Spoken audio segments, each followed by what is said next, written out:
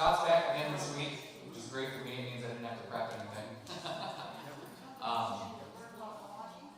Well, I'll just answer the mic in a second, but maybe take a couple minutes to get your coffee, get set down, and all that jazz, and get started. Stream's rolling, so.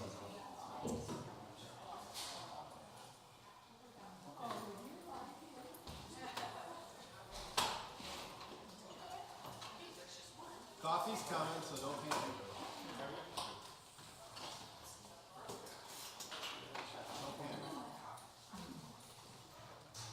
I see a lot of sugar. Here's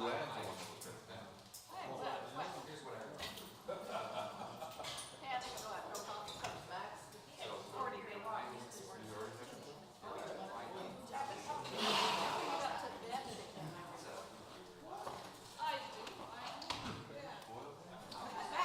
And then I do all the cooking, and so I just got back from Alaska. I already cooked her salmon and our salmon and halibut.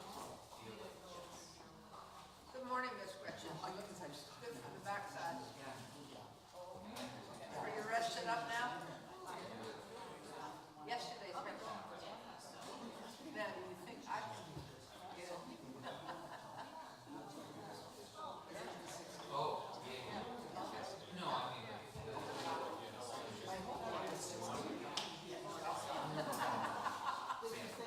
No, it wouldn't be bad.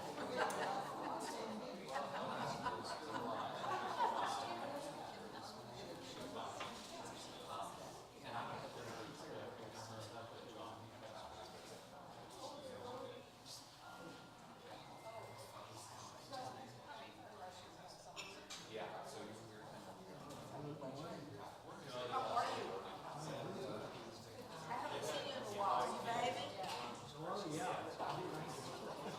I'm just checking.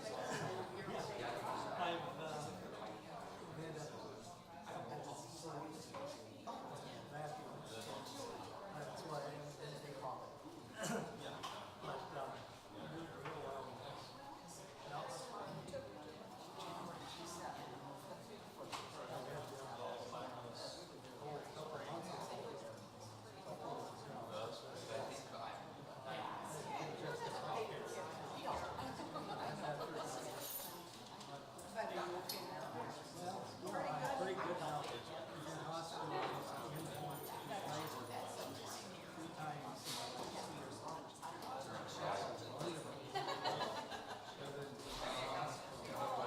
My wife.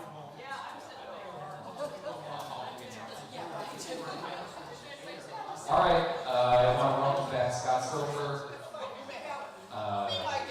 Scott got about halfway through the slides last week, and maybe we'll get another halfway through today. We'll see.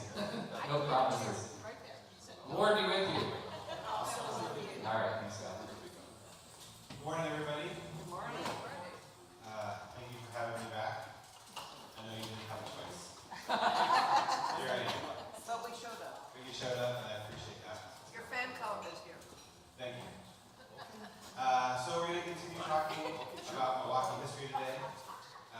Teach me what all the words mean. It's going to be modern, what you might call modern, into the 20th century, into the 21st century, and then I'll transition into how the city is currently structured. And I think that's the segue that we want to set up when we're talking about the city statement on civic engagement in future sessions. So, like last time, please feel free to interrupt, ask questions. I can just keep talking for a very long time, especially about this. So, there are only a few times where I've gotten through slides on my allotted time and not having to pull off stage. So, please interrupt, tell me, ask questions. And like last time, I learned things too when I give this talk, especially in front of audiences who live this, where I only read about it and learned about it. So please feel free to share if you have stories or thoughts or things to add. So for the record, and for anyone just tuning into this one, my name is Scott Stauffer. I'm the city recorder for the city of Milwaukee. That means I'm the clerk of the city council, records manager, elections officer, and I supervise our front desk at City Hall, which includes our municipal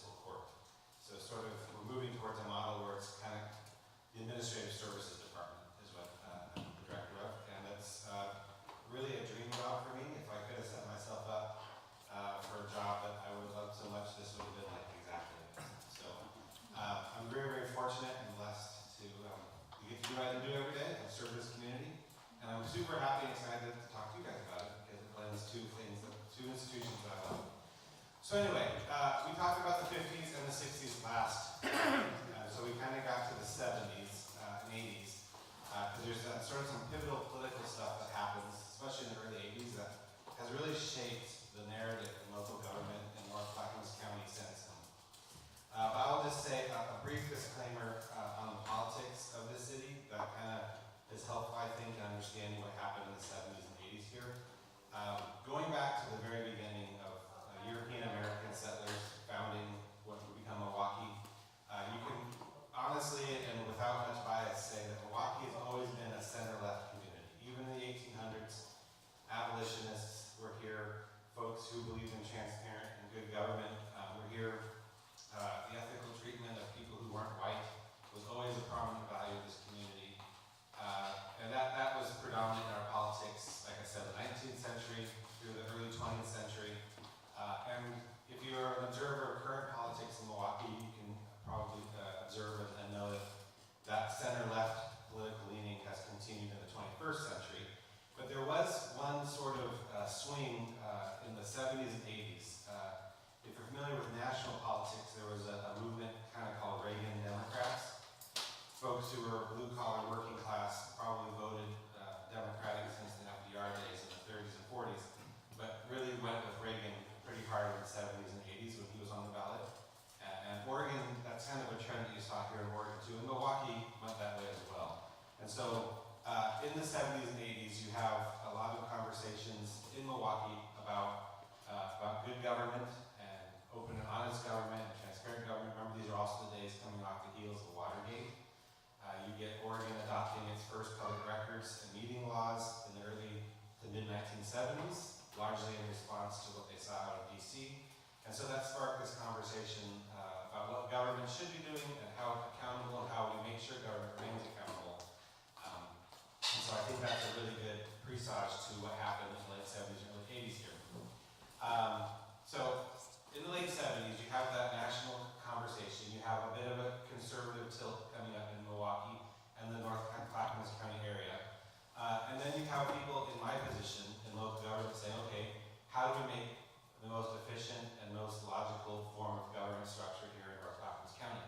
And this idea of a merger of the city of Milwaukie with all the unincorporated areas in North Clackamas County, so that would be Oak Grove, Jennings Lodge, the kind of Oakfield area, the Clackamas area, and the Southgate area up to like Maltz, where 205 is now.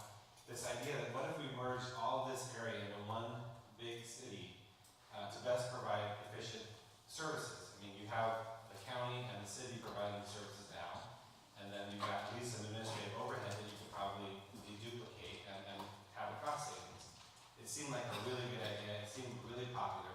It seemed to be on track to happening. The proposal was to make a city that they're going to call the city of McLaughlin. And if you're familiar with our history of McLaughlin Boulevard, John McLaughlin, it would have been probably a city today, probably about 100,000 people in this area, probably comparable to Gresham or Beaverton. If you think about cities that size, that's what would have happened. It got qualified for the ballot really quick. You have to do an initiative petition system to get on the ballot here, the Oregon system of an initiative, referendum, and recall. So it got enough signatures right away, got on the ballot super quick. And this was about, I think the effort started in like 79, 80, and by early 81 they had enough signatures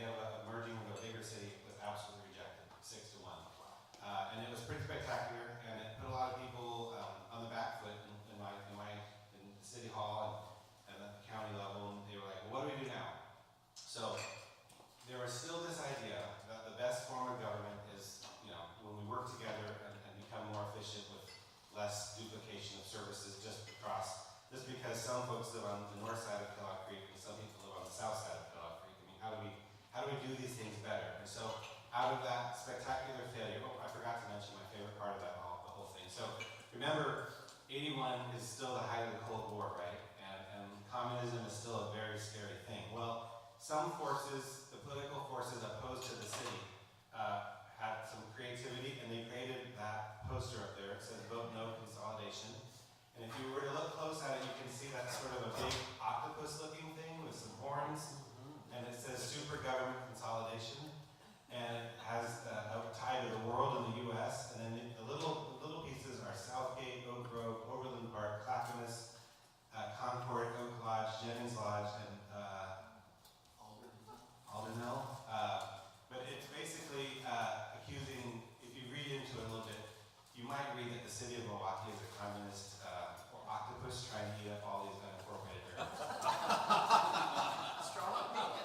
Very strong opinion. And it was an effective cartoon. It carried the day. That idea carried the day. So that vote failed. City of McLaughlin did not come to be. And so folks at the City Hall and other places said, well, what do we do to provide better services? And so the response to that has been the creation of regional districts. One of the first things you see that comes to be in the 80s is the development of the North Clackamas Parks and Recreation District, NCPRD, which continues to serve unincorporated areas down the city of Milwaukie. You see discussions about fire districts. There was a Milwaukie Rural Fire District that served a bunch of what is the Clackamas Town Center area. They started talks with the Milwaukie Fire Department. The city had a fire department to merge. There's some less well-known, but there's some Clackamas County Service Districts.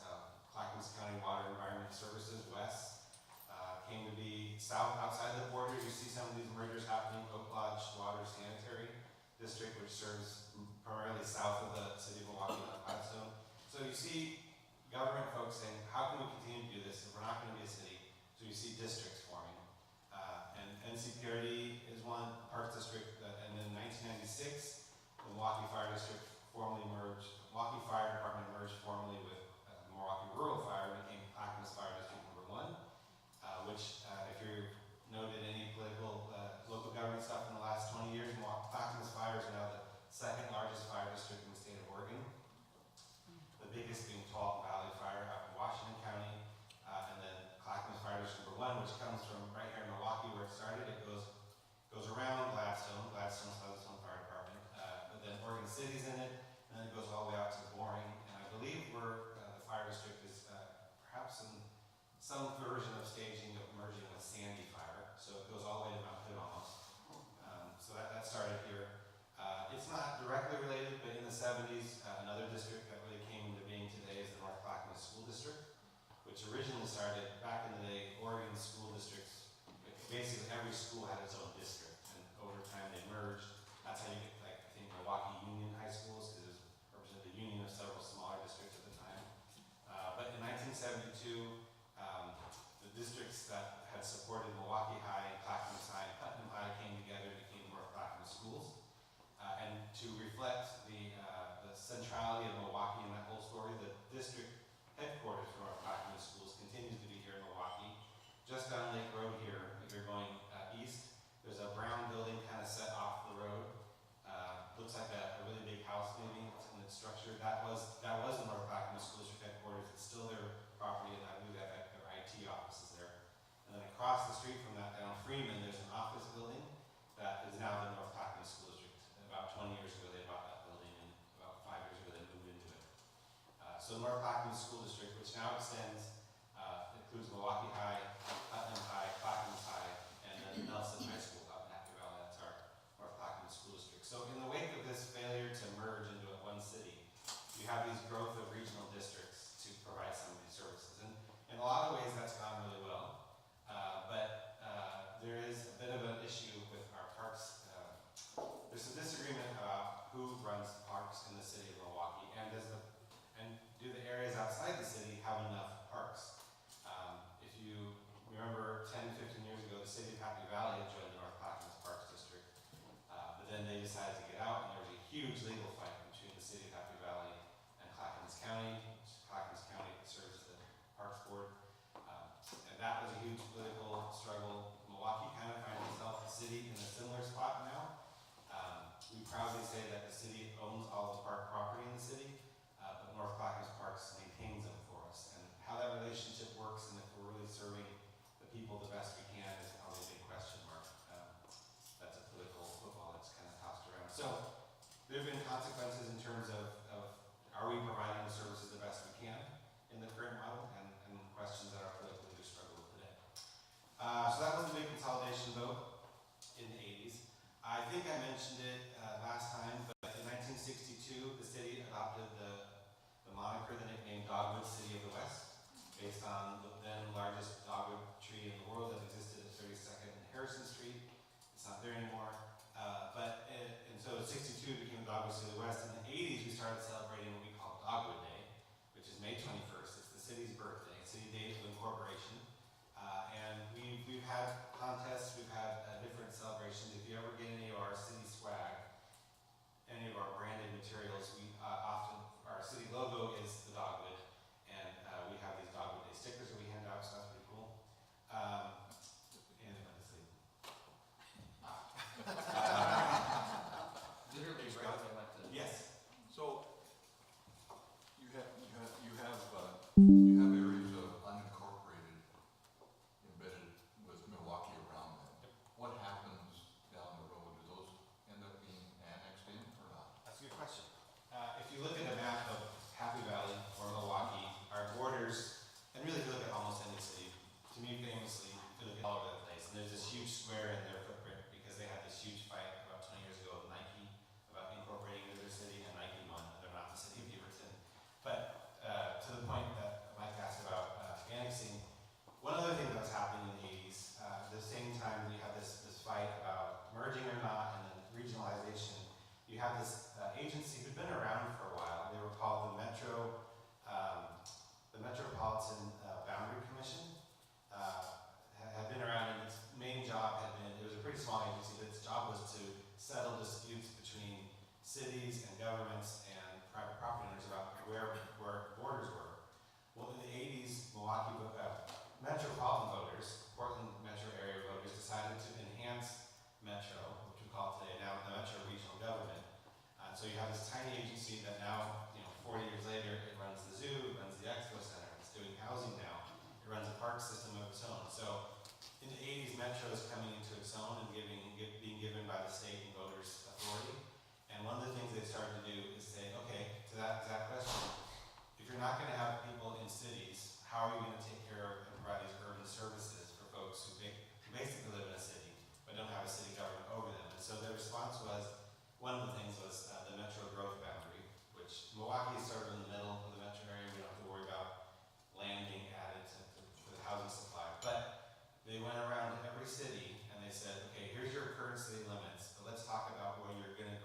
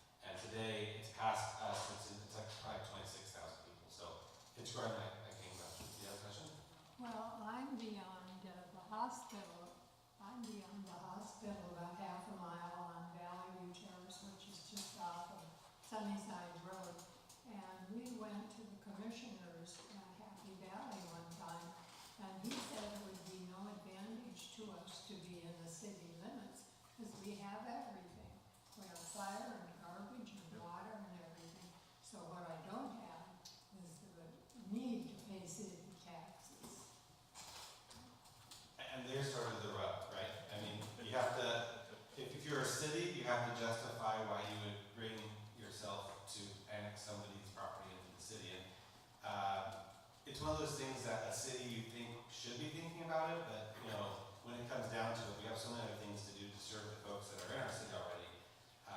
Really the arguments, at least for Milwaukie, and I can't speak for the city of Happy Valley, they do have, Milwaukie and Happy Valley governments do have different focus and different just sort of viewpoints on some of these things, and so I don't want to, Milwaukie, Happy Valley and I are going to disagree on some of these things, but Milwaukee's pitch to the folks in our urban growth area, which is totally east of the city, our urban growth area is not south of Kellogg Creek, because of the folks, the forces woken up during that consolidation idea in Oak Grove, they got Metro to agree to not let the city of Milwaukie grow south. So as our current agenda stands now, Milwaukie only grows east. Nothing south of Kellogg Creek under the current agreement could ever be annexed in the city. But our pitch is we have a really beloved and respected police department. And so folks in the unincorporated area right now call 911 and they get the county. And the county sheriff's office is a good sheriff's office, but it's got a much larger radius to respond to. And its representation. If you come to a Milwaukie City Council meeting, or if we're in case you go to a Happy Valley City Council meeting, there's not much they can do to really represent you because you're outside the city limits. And it may seem a little arbitrary when it's like literally right across the street Yeah, from the well, city we boundary. have fire and we have police too, and they said eventually what Happy Valley would like to have, is the land all the way down to 205 and then all the way south to the river. And I don't know how far north it is. Right. Yeah, that's their other side of 205, and Milwaukee is this side of 205. Well, touching on what you said about Oak Grove, because that's where I live and I'm on the council. It'll be a long time before Oak Grove ever considers joining Milwaukie, because even though the older people who are against it are dying off, the new generation coming in is picking up the sword, and they're not going to want to. It is a hard sell to get folks to want to pay more in taxes. And we have everything we need. And you have the services. It's interesting in just as code was getting started about 5 or 6 years ago, Portland State and Metro helped fund a study, because there are folks in Oak Grove who are interested in doing something, because I think the instigator for some folks I saw was that there are some unpaved streets and there are no sidewalks in certain areas, and trying to get the county's attention to pave those things, provide those services is harder. That led to a group of Oak Grove residents wanting to talk about what it would be to become a city, and there was an Oak Grove governance project that lasted about 2 or 3 years with some money to study this from Portland State. And they looked at several things. They looked at annexing the city of Milwaukie, they looked at annexing the city of Gladstone on the southern end. They looked at doing nothing, saying how they were, and they looked at becoming their own city. And some of these things about concerns about taxation popped up, and balancing that with, does the county provide as much service in the county sheriff's office and response time that a city government, a city police department would do, or a city street department would do. And some of us that don't have legally paved and sidewalk streets actually like it that way. Keeps the high traffic off of our street. Sure, there are feelings about what services should or could not be provided, what we prefer or don't. And it's part of that discussion. Because we're not a city that idea didn't pass 40 years ago, we continue to have these discussions. And they still fill our potholes.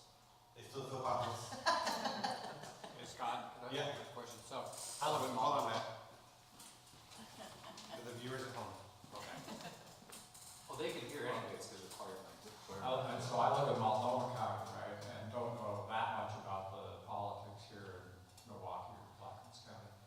But I do watch the news, the local news, and I mean, you can count on at least once a week some very entertaining story coming out of the Plaquemines County Commission. And it's mostly because of the people that are on the commission. You never hear a thing about Milwaukie. And I'm just wondering if, if this kind of dynamic that you're describing here about, the county folks wanting to be sort of, or if that has something to do with that, or what? Sure. you know, in the metro area, we do have 3 distinct counties, right? Multnomah, Washington, and Clackamas County, and they all have their own brands. And I would say the Clackamas brand countywide is pretty purple, pretty much, right? I mean, you got some pretty conservative ends, you got some pretty liberal ends. I would argue that we're probably here in Milwaukie on the liberal end compared to like Malala or Sandy.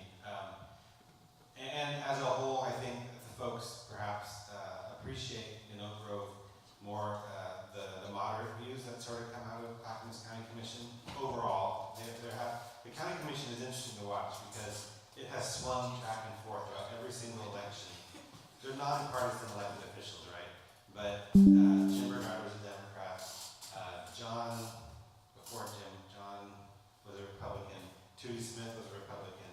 And Craig Roberts is a Democrat, our current county chair. And so it swings back and forth. And there have been some really wild and some really actually unfortunate stories coming out of the county commission. But yeah, it's an interesting thing to watch. Did I answer the question? Yeah, wild sort of, yeah. Yeah. I mean, it's just Good political answer. it's pretty entertaining. Maybe a less contentious subject. Yeah. Where does the water come from? Where does the water come from? So there are 2. I'm not a public works expert at all. We have a great public works team and director here in Milwaukie, and my understanding, and also being I live in the city too, so I get the sewer bill every month, utility bill every month. The city provides water, and the city of Milwaukee's water comes from wells. We have about 7 or 8 wells spread across the city that take water from the aquifer. And actually, if you live in the city, just the last couple of days, our annual water quality report just came out. I probably should have brought that as an example of local government, but you get that report and it talks about it comes from the Troutdale aquifer, which is the groundwater underneath us. And Milwaukie does have a reputation for having hard, very mineral-based water, and that's because we pull it from the ground. For folks outside of the city, if you live east, but not so far east that you're in Happy Valley, there's a Clackamas River Water District, which I believe pulls their water from Clackamas River. And I believe the Sunrise Water Authority serves most of the city of Happy Valley, and I believe they get their water from Clackamas River too. And then if you live in Oak Lodge, and Oak Grove, but it's the Oak Lodge Water District, and they, Water and sewer. you know where they get the water from? I know, but it's best water. You like the water? Yeah, because my sister lived in Milwaukee, would come to our house to get water. Yeah, Milwaukee's got hard water, we know that. It's Clackamas River. Clackamas River for Oak Lodge? Yeah. So a lot of the Clackamas River is being tapped for that. And so there's the water providing, the water we drink and use. And then sewer providing is a little bit more of a clear picture. Milwaukie is the biggest, folks in the city are the biggest non-commercial users of the Clackamas Water Environment Services. Basically, everybody in North Clackamas County is serviced by Clackamas County Water Environment Services West for sewer services. And there are 2 plants that all the pipes in the city get funneled to. You're either getting funneled to the Kellogg Creek wastewater treatment facility down here on the waterfront of Milwaukie, or there's the bigger, newer plant, which is called the Tri-Cities plant down between Oregon City and Gladstone. You can see it from I-205. At one time, they talked about getting rid of Kellogg. They did, Is that and they still? have. Yeah, but is that still thought? Maybe in the long run, but they've been investing millions of dollars in its infrastructure. And I think the work that, because primarily of the growth in Happy Valley, I mean, if you think about the populations on this side of the area, Milwaukie and Oak Grove are kind of, there's growth and there's infill, but it's relatively slow. Because of the massively quick growth in Happy Valley, the system couldn't probably afford taking Kellogg Creek offline at this point. I know we get an annual report from Water Environment Services that come to the city of Milwaukie and tell us how things are going. And they're always talking about the long-term capital improvement plan and increasing capacity and whether Happy Valley has an obligation to pay more for it because they're the ones growing the population. Those are the contentious questions. There was a hand over here. So I think that's why water and sewer comes from different places. There's some sort of water facility down on the Willamette River in Courtney by the railroad bridge. Is that Oak Grove? That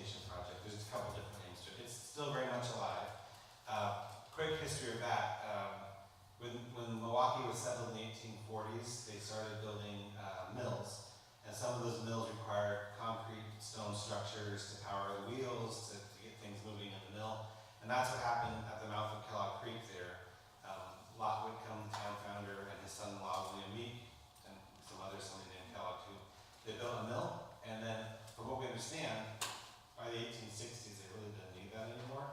And so it's just been sitting there for over 150 years without really having a purpose.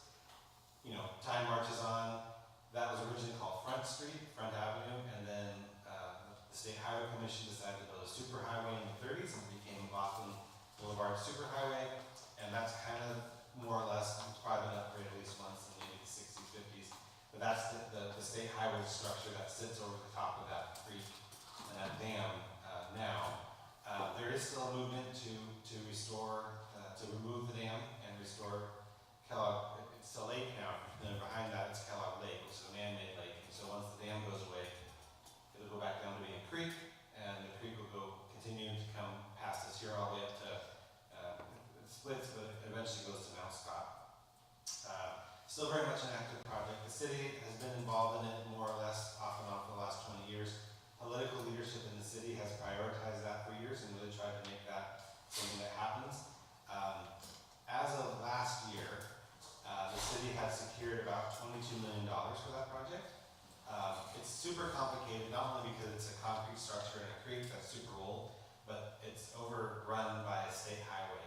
And working with ODOT, speak no ill of my colleagues at state government at ODOT, but working with ODOT complicates everything, and it takes a lot longer and is way more expensive than it might otherwise have been. So it's an expensive project. I say as of the end of last year, we have $22 million earmarked because most of that, some of that's Metro money, but a lot of that is actually federal NOAA money. And as you might be familiar, there's a lot of question marks about what federal money is real right now. So very much still alive. The city is a primary supporter of that. There's also a number of watershed councils in our North Clackamas area.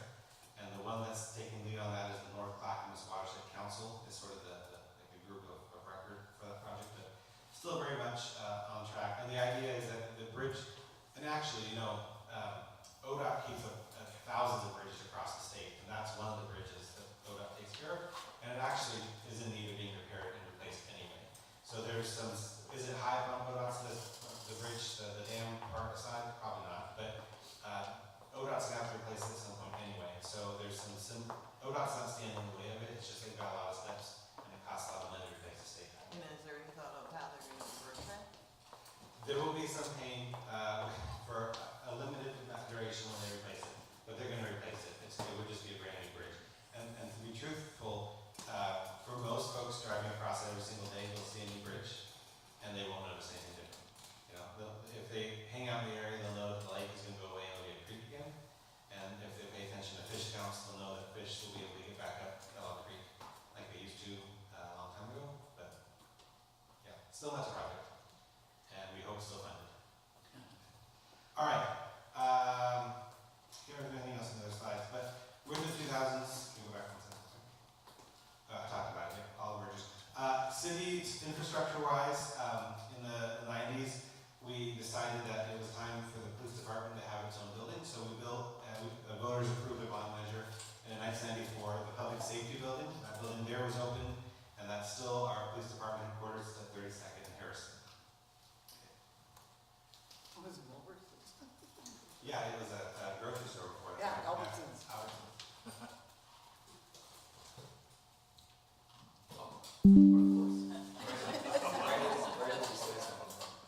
So then we moved into the 2000s, and some of the headlines are doing on time. Oh, 20 more minutes. The city celebrated its 100th birthday in 2003, and if you were around then, there was a lot of celebrations, there were some activities, and they planted a lot of dogwood trees across the city, and so there are centennial dogwood trees out there. One of the other big themes that marked the end of the 90s and early 2000s was light rail, and the return, what I call the return of light rail. If you've been in the metropolitan area or the state for any amount of time, you know in the recent 30 to 40 years, one of the biggest political fights has been over light rail and where to place it, and whether it's something that communities want or whether it's helpful for transportation. And Milwaukie was front and center in that for a very long time. Historically, Milwaukie had a light rail system, or was part of the region light rail. Around the turn of the 19th century,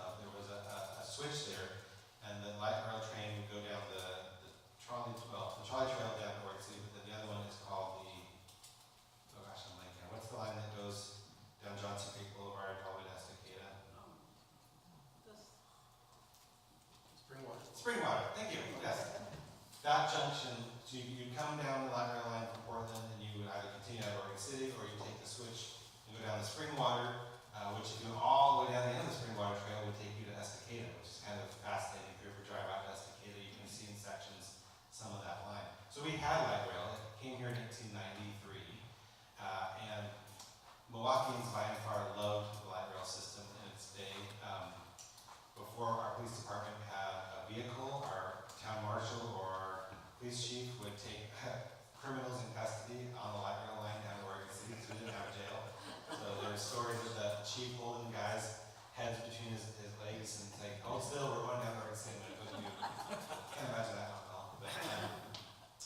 But so electric light rail was a thing, and then of course you fast forward to the 1950s, the advent of the car and the highway, and the semi-private entity that ran the light rail system was called the Portland Traction. There was a bunch of different iterations, but the last one standing was the Portland Traction Company, and it's actually the outfit that runs as part of that rail museum down by MLC. That company still somewhat exists, and they run that short rail line from MLC to Oaks Park. Anyway, that was the company that last was running the system-wide network of light rail trolley cars. In 1956, they made a decision to turn the light off, stop running the trolley lines, and so you saw the end of electric commuter rail in the Portland area in the late 50s. And at the time, North Clackamas County was furious because there were a lot of folks like today who live here and commute to Portland for work.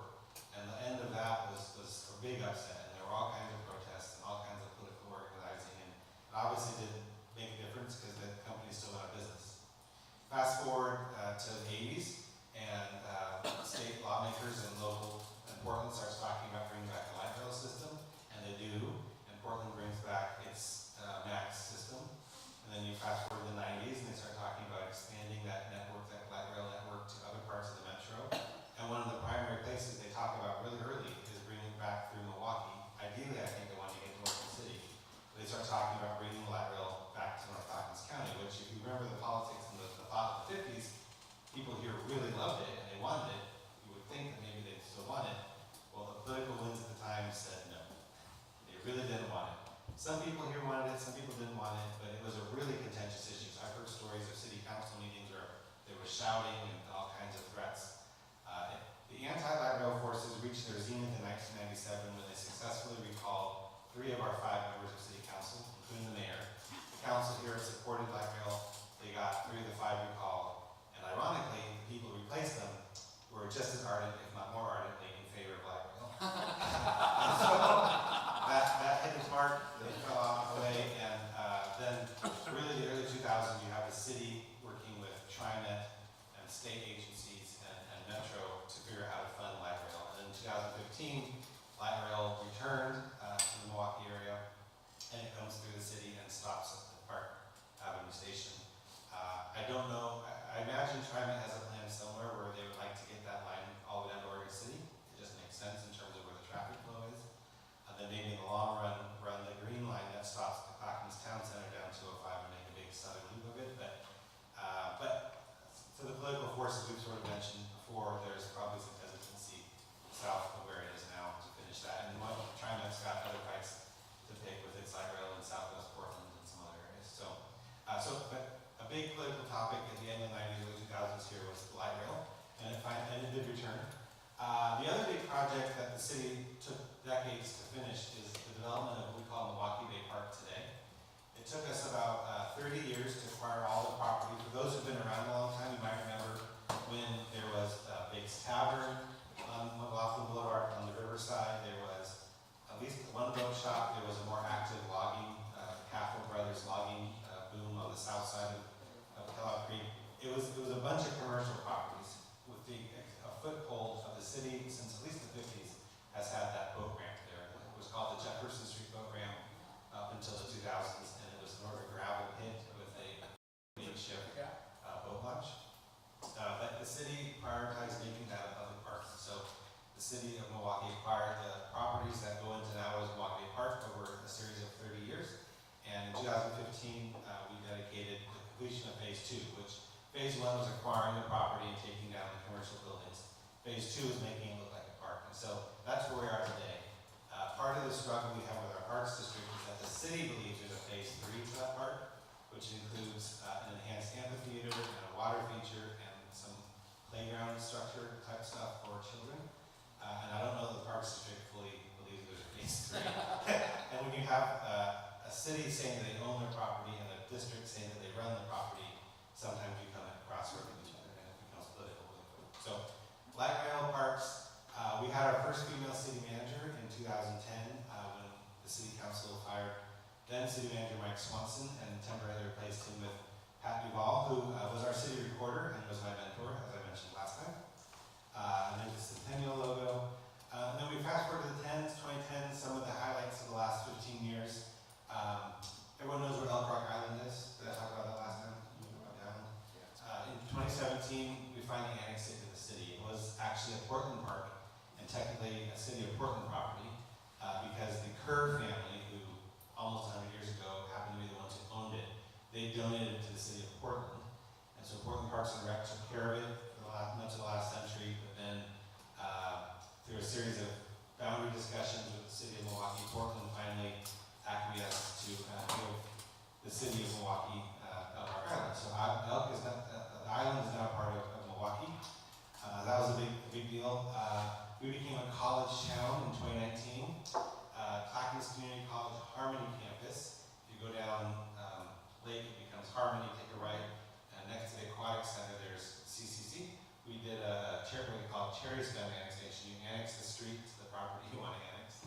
So we did that, and it edged us into our urban growth area a little bit more, closer to 82nd Avenue and CCC. So that's the Clackamas Community College logo there. We're a college town. And then another big project that the city focused on the last 15 years was this very thing that Linda kind of talked about. I mentioned parks, sidewalks, and road conditions.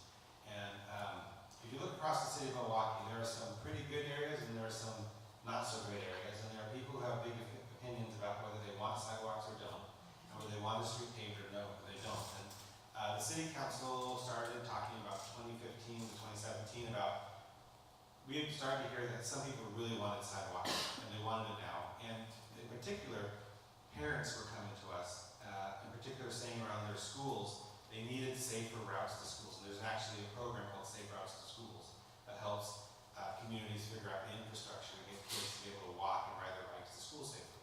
And so starting with Linwood Sojourner campus over on Linwood, they said, we want to increase the pathways and the safe access points to our schools. And so the city said, okay, we agree with you.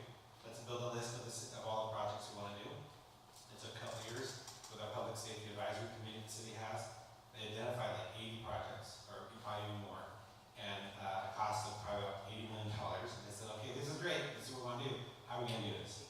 Well, if you're familiar with property tax law in Oregon, cities and governments are severely limited in terms of how much they can grow their income every year. It's a cap of 3%. And you can't really take on projects like that if you're going to cap it at 3% every year. And there's Measure 5 and Measure 50 that date from the 90s and the 2000s. And I won't get into all that. But there are other, so we could ask to increase our tax base revenue that way. So there's other ways we do that, and the city council said we want to do these sidewalks, we want to get these safe routes to schools. So they added a roughly $5 a month fee on the utility fees that the residents pay. And since about 2017, when it was passed, we have funded over $90 million worth of projects in infrastructure improvements. You can see that across the city, but primarily along, if you go north on Linwood Avenue, you notice the street was narrowed, and we did hear people didn't like that too much, but it was completely intentional. We wanted to increase the pathways on either side of the road. We also wanted to narrow it to slow speeds to reduce traffic. So it does take folks longer to get through there a little bit sometimes, but that was very much intentional to make it a safer intersection for cars, but also for the kids walking to school. So safe was a big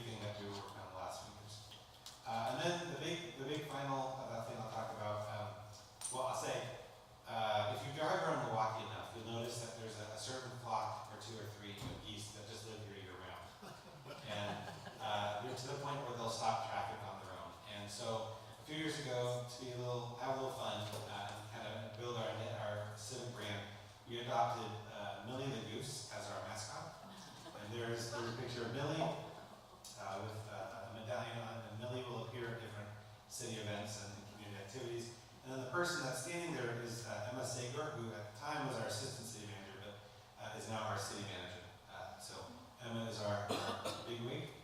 And then the other big thing that we did in the last few years is we moved to a new city hall. If you remember, I talked about our third city hall, which everyone is familiar with downtown. It's now Frame and Keeper Coffee. I probably said this last week, but we knew within 10 years of building that building that we needed a new city hall, just based on size. And so it took us about 75 years to remedy that. We bought the properties and moved the apartments out. But in 2019, sort of out of the blue, if you remember, this building had been built by Advantage Credit Union, our fourth city hall.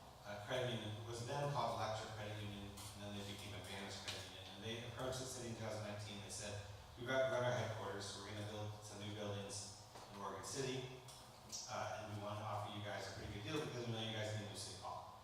And so the city said, sure. And so we bought it, after we figured out the financing, we bought it for $6.5 million. And it was contingent for us internally being able to afford it to selling our old city hall. And there was a city hall blue ribbon committee that I co-led, unfortunately during the pandemic. We had a series of public meetings, some of them online, took public comment about what to do with the old building, and what people told us then is they wanted us to have a destination restaurant. And they wanted it to be open to the public, and they wanted someone to take care of it.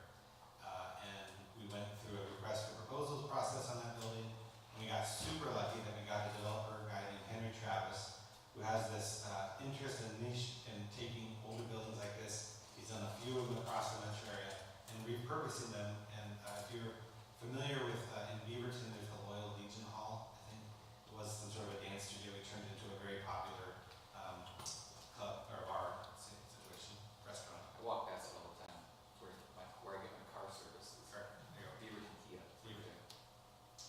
So Henry Travis took it over, made all kinds of commitments to preserving the property and the building, and then found Freem Brewery out of the river. We wanted a metropolitan, Portland area location, the first one outside of the river, and then Henry Travis found Keeper Coffee, which has got a place in Southeast Portland that's been super popular, and the combination of those two things. Has anybody had a chance to get to Old City Hall and see the inside? Yeah, they've done an amazing job. Freem is super popular. We couldn't have picked a more destination. People come here every single day. We now have a legitimate parking and traffic problem downtown because people come here every single day. They want to go to Freem, and Keeper Coffee has got a great brand too. So I encourage you to stop by and check that out. It's beautiful. And to clarify real quick, the city sold the building and the stretch of property in front of the building to Main Street. We continue to own the grass area and the sculpture garden and the tree that we light up every year, and the big tree on the other corner and the welcome Milwaukie sign. All of that we still own. They only bought the building. Did you have a question? Just a question about a plan. I'm not familiar with planning, but is there any planning to help the pedestrian access to the park from downtown? Yes. Okay. Well, yes, two things. The city, if we had all the money in the world, there would probably be several overpasses by now, and at least one underpass. Interestingly, the parking lot where the market meets on Sundays, half of that is owned by the city, and half of that is owned by Metro. And in 2007, we were supposed to develop that into a 4-story mixed-use housing and commercial building. If you remember, in 2008, 2009, the market collapsed, and that project went away. And so it continues to be home to our Sunday farmers market. But we're back at the point where Metro and the city are kind of ready to talk about what to do with that property. There's, of course, a strong interest in keeping it at the market. But in recent conversations, City Council has made the pitch for doing something fun and creative and doing an overpass from that parking lot, we call it the Harrison and Main lot, across McLaughlin Boulevard to the park. There's also on the south end a city-owned property. If you're coming north on McLaughlin and you turn right on Washington Street, it looks like a construction site now. We've been staging vehicles there for other construction. That's called the Coho Point site. Oh, we got a Sunday school break. Come on in, Jay. Oh.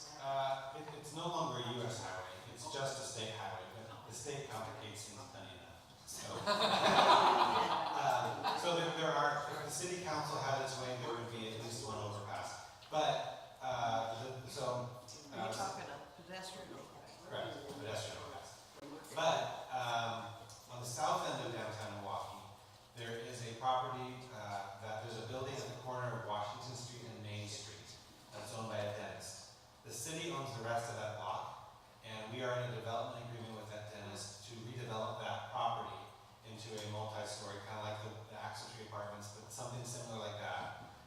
The property there, that parcel for a long time was the city's open dump. People here thought it was okay just to throw your trash at the end of Main Street, just go into the creek and go away.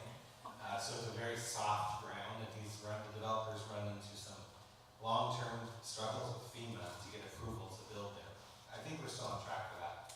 But if that project happens, that developer is prepared to grade the site to a point where you would have a pathway coming from Main Street down underneath where the dam is going to be removed. And so we could ideally, in the next 10 years, get an underpass by the creek there to the park. And if we get a really cool design of Metro on the Harrison mainland, there could be an overpass as well. So maybe a little stretch for the overpass, but the underpass, and if that project happens at the Coho Point site south of downtown, there could be several. Connecting downtown with Milwaukie Bay Park across Milwaukie Boulevard is a big thing to talk about. All right, so these are pictures of our 4 city halls. The first one on the left, did I talk about this already last time? Yeah. There's the Woodland, the World Building on the bottom left. That's where Wonderland is now. The second, which with the roof missing there's obviously a picture taken after we moved out, but that was our second city hall. It was at the Waldorf parking lot is today at Monroe and 21st. And then our third city hall right there downtown, and then our 4th city hall. So that's been developed there. It happens every 85 years. We moved in October 23. It's been great. There's lots of room for the city to grow there.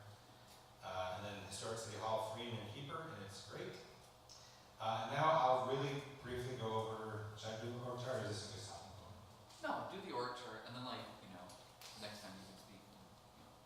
Okay. At We'll least launch you're it good here. there. So this is how the city of Milwaukie is structured in terms of Takes like 5 minutes. staffing as of last year. There have been some people who moved on from this, so don't hold me strictly accountable to whose faces are on there, but this is largely how we're structured. So, the very top of our food chain, we've got the voters of Milwaukie. And so this is, when it comes to reasons for being in or out of the city, if you're in the city, you have a vote. You get to vote for a city council that gets to control this structure of government. If you're not in the city, you don't get to vote for the city council, and so you don't have a direct voice in the political, decisions that are made in the city. So the voters of Milwaukie elect the city council. We have a 5-person city council. We're all elected at large. There's no districts, there's no wards. The positions are council 1, 2, 3, 4, and then the mayor. They're 4-year terms. They're staggered. So every 2 years, it's either 2 of them on the ballot or 3 of them on the ballot. Last year, Councilor Anderson and Councilor Kasarvati were on the ballot, and they were both re-elected.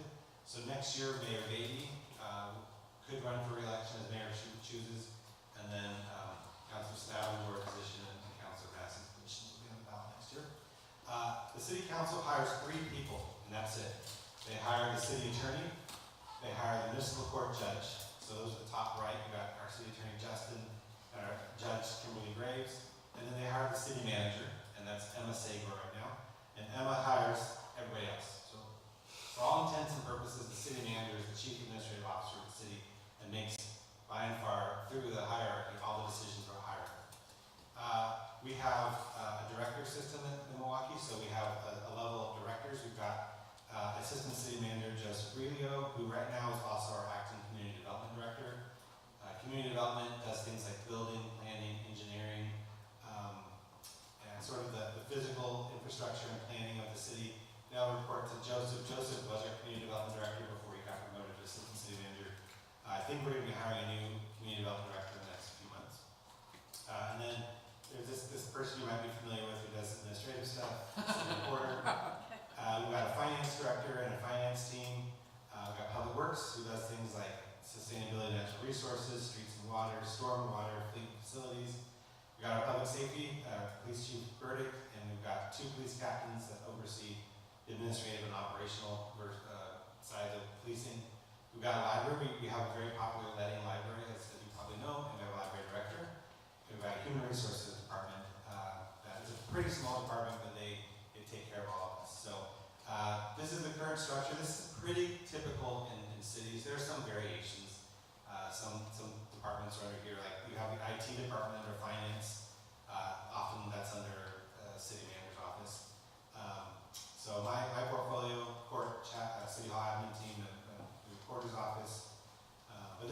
our structure. Any questions about that? Yeah. Where would you like to be in 5 years? You know, I love my job so much, and Henry and Ollie have at least 6 more years of K-12 education. So I would be really great if I was still in my job in 10 years. And to be quite honest, given what my role allows me to get involved in and do, I could retire from this job in 30 years. That'd be great. So city recorders, we tend to stick around quite a while. My predecessor, I think I told you, was our recorder for 32 years. And there are folks before her that have been around for quite a while. So I love Milwaukie. It's a great community. It's a good sized city. We see a lot sometimes of how Portland operates, and I always think that that's like the big state school, right? There's 6,000 employees who work for the city of Portland, and they do really important and good work, and they serve a huge territory. But in a city like Milwaukie, 22,000, I know just about all of our 150 employees. I have an opportunity to learn the city's history and to work with community organizations and just kind of be in the middle of a lot of things, and I love that so much. So if I'm still in Milwaukee City Hall in 10 years, I think that'd be awesome. How many employees do you have under you? Five and a half employees report to me. It's sort of in flux. We have a new city manager. Emma Saber started last year, and then she hired Joseph to be our assistant city manager. And they've undertaken a 12-month organizational review. And so I think there's conversations that might result in. I heard that additional housing just costs the city money. If you can get industry into your city, that's where you get more money, because housing with schools and all that really costs more than they pay. It is true, a city has to be mindful of where its income comes from. And I think there's a thought in local government where you really want to try to balance industrial and residential, because those are both the sources of property tax, and commercial businesses and homeowners pay property tax. So you want to balance that. But you also want to make sure you have schools and public services, police departments and parks that don't pay tax. And you also want churches, right? We want churches. And houses of worship to care for folks. We want those non-profit, non-tax paying things too, to give folks a reason and an interest in staying where they are. Milwaukie is really lucky, and it's something that you and I often forget. Some cities are pretty heavily residential. You call those bedroom communities. Happy Valley is pretty residential based. Lake Oswego is pretty residential based. Milwaukie is very fortunate. We have 2 industrial areas, and on any given day, these are maybe 10-year-old numbers, but on any given day, you have about 10,000 people leaving the city of Milwaukie to work somewhere else, and you have about 10,000 people coming into the city, because right over here across 224 International Way, there are so many businesses back there. And every time I drive back there, and even with the loss of Bob's, which is we're very sad about that, but you've still got some major Defense Department contractors back there with thousands of employees. And then on the north side of the city, where we've got Precision Cast Parts, which has its ups and downs and pros and cons, but it's a huge employer. So we absolutely try to strike a balance. And cities can do a lot to influence what happens on private property, but we can't necessarily tell private properties what to do with their property all the time. So we try to strike that balance, because there's different sources of revenue, and taking a property off the building. So one thing that was nice about getting Old City Hall in private hands is now that City Hall property is going to be paying taxes, when it wasn't when we had it. Probably have 1 more minute. Is there a representative? Is Portland Waldorf School a private entity that pays taxes? I would guess that they don't, because I would guess that they're a nonprofit. Okay, sure. So What organization? Portland Waldorf. Portland Waldorf School. Oh, yeah. That took Yeah. over the old middle school. Yeah, that's a non-profit. Yeah, I imagine they don't. And that's a big chunk of property. That's probably good for today. There's more I could talk about later if we want to bring it back in the summer.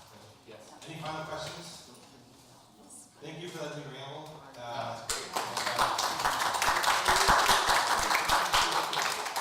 Yeah, you won't be back next week, or will you? I'll probably be here back.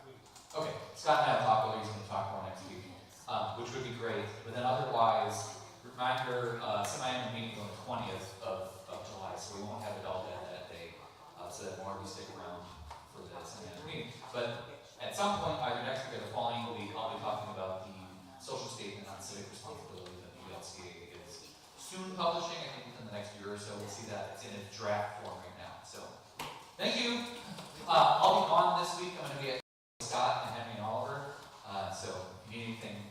Joe's problem.